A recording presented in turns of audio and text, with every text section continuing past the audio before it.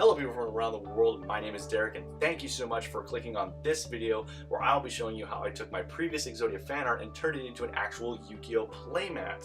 Now in the last video, if you watched it, I was popping in and out instead of having a constant second screen with my face. Just popping in and out and explaining certain points of the video, and I didn't really like how that was working out. I found there was a lot of dead air time, which just kind of felt made the video feel a lot more drawn out than it was supposed to be. So in this video, I'm trying something different. First off, I'm trying actual clothes instead of wearing just a black short sleeve shirt that shows off my skinny piddly arms. And I'm also going to be talking throughout the entirety of the video. So if that is not your cup of tea, just hit the mute button and just watch the rest of the video. Speaking of which, in the video you're going to be seeing a lot of work in Adobe Illustrator. In fact, the entire thing is done in Adobe Illustrator. I did just a little bit of tweaking of the Exodia art piece in Adobe Lightroom, but that's just playing with a little bit of brightness settings to prepare it for printing. Because when you print something, the colors you see on screen get a little bit darker because the ink is actually getting saturated into the paper. There is no backlight like you see on a screen. So whenever I prepare something to be printed, I always make sure it's at least around 10 to 15% brighter. Also, you'll be seeing a lot of playing around with shapes because the basis of the design for the playmat was how Exodia is summoned. Not through the 5 cards you need in hand, but actually through the process it is summoned in the anime, where a whole magical circle appears and then Exodia, I'm not stopping because I'm not going to do this whole thing over again. This is in the video now. How Exodia just sort of peers through and gets through the circle. He's coming right towards you. I've been separated into 5 pieces for hundreds of years and I can finally scratch this itch. That's the first thing I would do if I was, separated into 5 separate parts for millennia. Anyway, so can't believe that's going to be in the video. It is. So the final design of the, I don't want to call it a pentagram. It's not a pentagram. It's a symbol.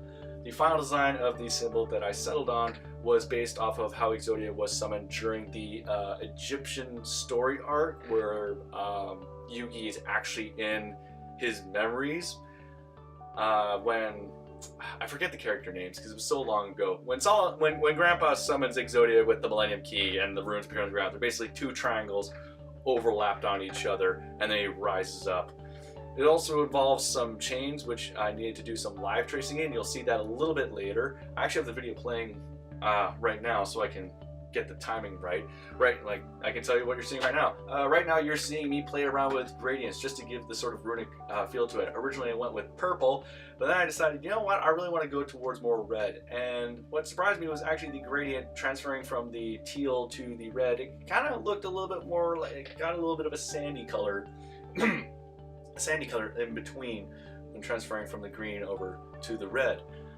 So, oh man, I have never talked as long.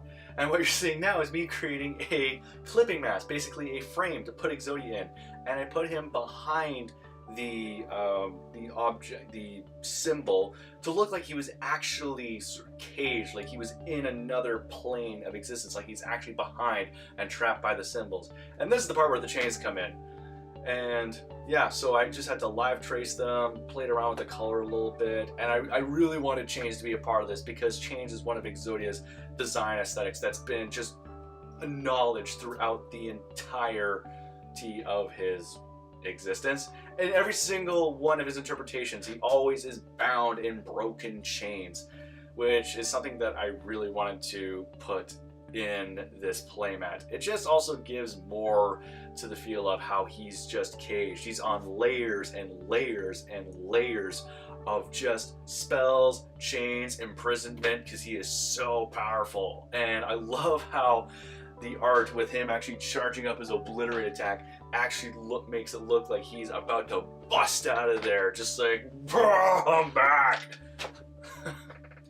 Yeah, this is weird for me because I haven't really done consistent YouTube for a while, like a long time. I never was really much of a YouTuber, but now that I know what I want to do and how I want to get my art out there, I feel that YouTube is a really great platform for it, because not only can I show the entire process from start to finish, with this, specifically this sort of vlog slash art process video, I can actually feel I'm talking directly to the audience, which I know a lot of YouTubers say that, oh, the audience is, the center core of a YouTuber, which is, first of all, duh, they're the ones that give you the views, likes, and subscribers. But to me, if I can actually create a conversation with my audience, they can give me criticisms on my artwork. And I am one of those artists who is totally open to criticisms. In my opinion, art is really never done. There's always something that can be improved, but you'll never know unless you ask around and you figure it out. So this is the final artwork. Thank you guys for watching the video, and I will see you at the end screen. Fade out. Alright guys, again, thank you so much for watching the video. You can find me on social media. On my Facebook page, you can find this playmat along with other playmat designs and other pieces of art that I've done. So be sure to like, share, and subscribe. Here's the link to the previous video where you can find me creating the Exodia artwork. And to the viewers around the world, I will see you later, guys. That felt good.